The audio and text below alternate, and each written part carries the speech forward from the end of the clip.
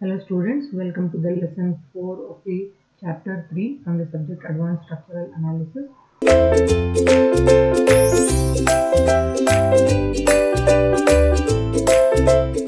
So in this lesson, let us solve the third problem of development of stiffness matrix. So the problem given to us is like this. So there are two coordinates and two hinges like this. So I'll call this a hinge as A and this hinge as B. Now we have to develop the stiffness matrix for this. Since there are two coordinates, we can assume that there are 2 degrees of redundancy. Okay. So your size of the stiffness, size of the flexibility matrix will be of the order 2 into 2. So whatever is the number of coordinates, that will be the size of the flexibility matrix. So this will be F11, F12, F21 and F22. This is the simplest of the problems. Now we have to first do what? We have to get the elements of first column. So what we have to do? We have to apply unit force in the direction of first coordinate, and in the direction of second coordinate the unit force will be equal to 0. That means what?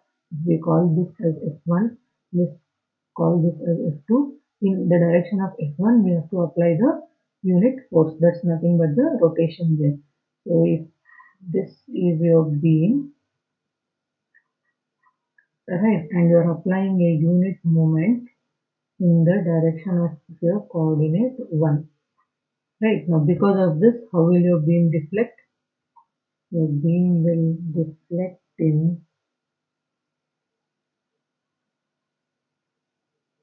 this way. Okay, so in this case, what will happen? This is your near end where you are applying your unit force, and this is your far end. Now, since you are applying the rotation at the supports, the values, the standard values here, what you have are, here it will be at the near end, it will be L by 3 EI, and at the far end it will be L by 6 EI. Okay, that is half of this value. Right, now the important thing is the direction. Now whenever you want to do this, you have to put the directions like this. See, from the horizontal to the deflected shape. From the horizontal to the deflected shape. Okay, now if you want to write the elements, stiffness element, flexibility elements, what are those? F11 and F21. What is the meaning of this? We are applying unit force in the direction of first coordinate and trying to see what are the displacements in the first and second coordinate. So in the first coordinate, see, this is your clockwise, the first coordinate is clockwise. So here also your displacement is happening in clockwise direction. So it will be plus L by 3 EI. Coming to the second coordinate, this is clockwise here, whereas your displacement is happening in anti-clockwise direction. So it will be minus L by 6 EI. Okay, so these are the standard values which you have to remember. Suppose it was a cantilever beam. Suppose your moment was applied at the free end, what would happen? So it would deflect like this. Right, in this case, the displacement would be how much? L square by 2EI, and the rotation will be how much? L by E. I hope you remember. This is solved in problem number 1 and 2. Okay, so this is, here there is no support, but here in this case there is support. So it will come like this. Now coming to the, so this just for your reference, I told you. Okay, so next what we have to do is to get the elements of second column. What we have to do, unit displacement, unit force should be applied in the second coordinate. Okay, and the first coordinate should be equal to 0. So what will happen in that case? If this is your beam, Right, you are applying unit force in the direction of your first coordinate like this. This you are applying equal to unity. So how will it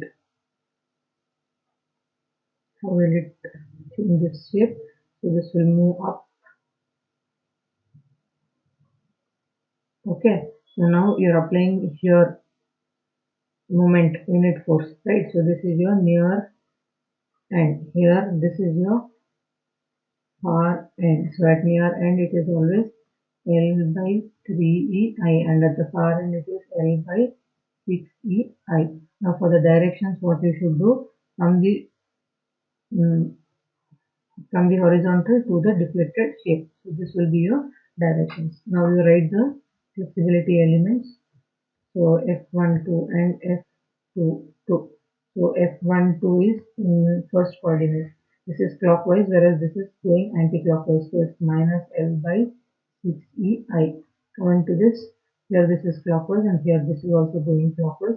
So it will be L by 3EI. If you want to write the final matrix, what will happen? L by 3EI minus L by 6EI. Here what will it be? Minus L by 6EI and L by 3EI. Okay. So take L by 3EI common. So what will you have? 1. Here you will have minus 0.5, minus 0.5 and 1. Okay. Or what you can do is take 6 total. Again from here take 2 common. Okay. In the denominator. So this will become 6. So this will become 2 minus 1 and minus 1, 2. So basically I have taken here, I had taken just 3 common. What did I do here? I took 6 common here. Okay, that's why we got like this. Now why I took it is, this is the standard formula we'll be using when we are solving problems